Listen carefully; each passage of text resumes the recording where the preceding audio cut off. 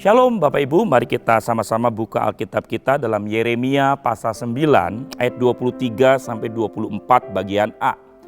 Dikatakan janganlah orang bijaksana bermegah karena kebijaksanaannya. Janganlah orang kuat bermegah karena kekuatannya. Janganlah orang kaya bermegah karena kekayaannya. Tetapi siapa yang mau bermegah, baiklah mereka bermegah karena yang berikut, bahwa ia memahami dan mengenal Allah.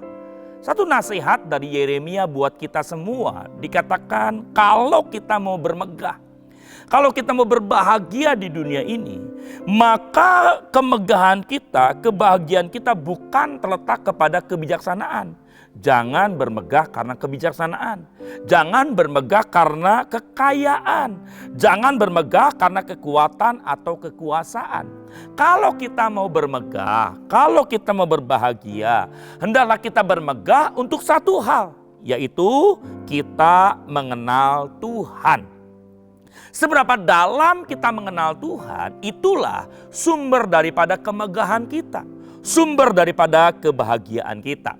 Yohanes 17 ayat yang ketiga ditulis saat-saat terakhir sebelum Yesus ditangkap, sebelum Yesus disalibkan dan akhirnya mati untuk menebus dosa saudara dan saya. Di saat-saat yang penting itu, Yesus tidak membahas tentang politik. Yesus tidak membahas tentang cara daripada hidup memperoleh kekayaan, kemakmuran. Tetapi yang Yesus bahas adalah mengenal Tuhan. Dikatakan Yohanes 17 ayat yang ketiga, inilah hidup yang kekal itu, yaitu bahwa mereka mengenal Engkau satu-satunya Allah yang benar dan mengenal Yesus Kristus yang telah Engkau utus. Kata mengenal dalam Yohanes 17 ayat yang ketiga ini diambil dari bahasa aslinya ginosko, yang punya pengertian tahu bukan hanya dari informasi, yang punya pengertian tahu karena relasi. Tuhan mau kita kenal bukan hanya dari informasi. Tuhan mau kita kenal dari satu hubungan relasi. Beberapa kali Tuhan menyatakan dirinya. Jadi Tuhan itu satu pribadi yang mau menyatakan dirinya. Bukan satu pribadi yang ingin menyembunyikan dirinya dari manusia. Dia ingin menyatakan dirinya supaya dikenal oleh manusia. Supaya saudara dan saya mengenal Tuhan yang benar. Ada dua pewahyuan. Yang pertama adalah pewahyuan umum. Tuhan menyatakan dirinya, memperkenalkan dirinya secara umum kepada manusia. Melalui yang pertama, alam semesta. Yang kedua, melalui hati nurani. Yang ketiga, melalui pengalaman-pengalaman pribadi atau pengalaman-pengalaman orang lain yang menceritakan tentang pengenalan akan Tuhan. Lalu yang kedua ada pewahyuan khusus. Melalui apa? Yang pertama, kuasa firman Tuhan.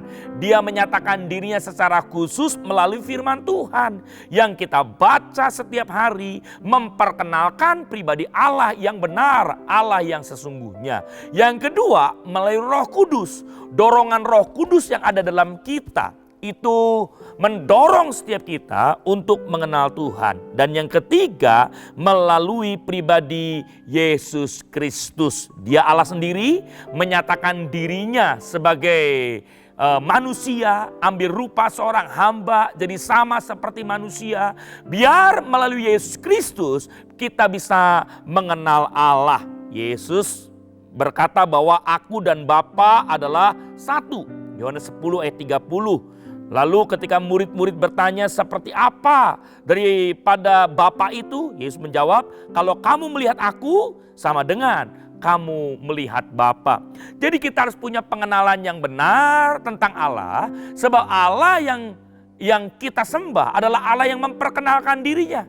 Kita mengenal bukan hanya informasi, tetapi kita bisa mengenal karena kita punya relasi, kita punya hubungan, kita punya persekutuan dengan Tuhan. Mari kita lihat dalam Kejadian pasal yang kelima, ayat 21 sampai 24, kisah seorang yang namanya Henokh yang membangun hubungan dengan Tuhan. Hidupnya mengenal Allah yang benar. Di ayat yang ke-21 dikatakan, setelah Henokh hidup 65 tahun, ia memperanakan Metusalah. Dan Henokh hidup bergaul dengan Allah selama 300 tahun lagi setelah ia memperanakan Metusalah. Dan ia memperanakan anak lelaki dan perempuan. Jadi Henokh mencapai umur 365 tahun, ayat yang ke-24 dikatakan, Henokh hidup bergaul dengan Allah, lalu ia tidak ada lagi sebab ia telah diangkat oleh Allah. Seorang yang tidak mengalami kematian, orang yang pertama yang dia diangkat hidup-hidup ke sorga. Karena apa? Dia mengenal Allah bukan hanya melalui informasi, tetapi dia mengenal Allah karena dia membangun hubungan, membangun pergaulan. Arti bergaul di sini adalah halak. Secara harafiah punya pengertian berjalan bersama. Tetapi dalam kata halak ini memiliki 3 rahasia besar bagaimana kita membangun hubungan dengan Allah. Yang pertama adalah berjumpa dengan Allah. Yang kedua adalah berjalan bersama dengan Allah. Yang ketiga adalah berkorban bagi Allah. Ketiga hal ini, berjumpa, berjalan, berkorban, adalah 3 hal yang membuat kita membangun relasi dengan Allah. Jadi setiap kita harus berjumpa dengan Tuhan secara pribadi. Yakobus pasal yang pertama, ayat yang pertama itu menulis satu kisah daripada Yakobus, adik daripada Tuhan Yesus. Dikatakan, salam dari Yakobus hamba Allah dan Tuhan Yesus Kristus kepada ke-12 suku di perantauan. Bapak Ibu, bahwa Yakobus yang menulis surat Yakobus adalah Yakobus adik daripada Tuhan Yesus. Karena dalam Alkitab ada 4 nama Yakobus. Yakobus anak Zebedeus, Yakobus anak Alfeus, Yakobus papanya Rasul Yudas tapi bukan Yudas Iskariot, dan yang ketiga Yakobus sang agung, Yakobus adik daripada Tuhan Yesus. Nah, yang sebelumnya Yakobus adalah orang yang tidak percaya tentang keilahian Yesus. Bagaimana mungkin seorang yang hidup bersama-sama 30 tahun bersama dengan Yakobus adalah pribadi ilahi, Allah sendiri yang menjadi sama dengan manusia, Mesias. Markus 3:21 dikatakan, waktu kaum keluarganya mendengar hal itu, mereka datang hendak mengambil dia, sebab mereka berkata, Yesus tidak waras. Tetapi ketika Yakobus berjumpa dengan Yesus dalam 1 Korintus 15 ayat yang ke-7, dalam Yakobus 1:1 dia menyatakan dirinya, saya hamba, sementara Yesus itu adalah Tuhan. Sejarawan dari Yahudi yang bernama Flavius mencatat, akhir kehidupan Yakobus mati dilempar dari gunung tinggi, gunung berbatu oleh Ananus, imam besar Yahudi. Kenapa? Karena Yakobus tetap mempertahankan dirinya, imannya, menyatakan bahwa dia, Yesus Kristus itu adalah Tuhan. Biar setiap kita jadi orang-orang Kristen. Tahu arti Kristen? Kristen itu kan pengikut Kristus, ya. Kenapa kita ikut Kristus? Bukan ikut-ikutan, bukan didorong apa kata orang, tetapi setiap kita punya perjumpaan secara pribadi yang membuat kita semakin mengenal Tuhan. Kalau kita punya perjumpaan pribadi, maka perjumpaan itu membawa kita kepada pengenalan yang sejati, pengenalan yang kuat. Biar orang mau bilang apapun, saudara, iman kita tetap kuat.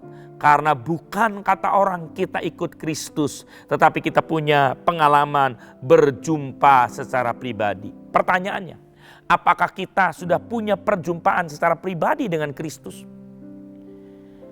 Yesaya pasal 6 ayat yang pertama, Yesaya mencatat gini, di tahun matinya Raja Uzia, ya, maka aku melihat Tuhan, katanya. Jadi Yesaya melihat Tuhan ketika orang yang diandalkannya mati. Yang kedua, Sadrak, Mesak, Abednego melihat Tuhan di mana? Di dapur perapian. Di tengah-tengah pergumulan mereka boleh berjumpa dengan Tuhan. Tapi tahukah Bapak Ibu, yang termudah untuk kita boleh berjumpa dengan Tuhan itu adalah ucapan syukur.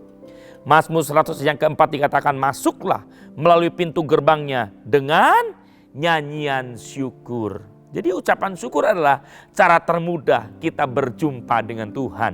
Kalau hari ini kita belum merasakan Tuhan, maka cara termudah adalah naikkan syukur kepada Tuhan. Untuk segala hal dalam kehidupan kita mengucap syukur kepada Tuhan. Yang kedua adalah berjalan bersama dengan Tuhan. Henok berjalan bersama dengan Tuhan bukan hanya 1 tahun, bukan hanya 5 tahun, tetapi sepanjang umur kehidupannya Henok berjalan bersama dengan Tuhan. Kita pun harus berjalan bersama dengan Tuhan.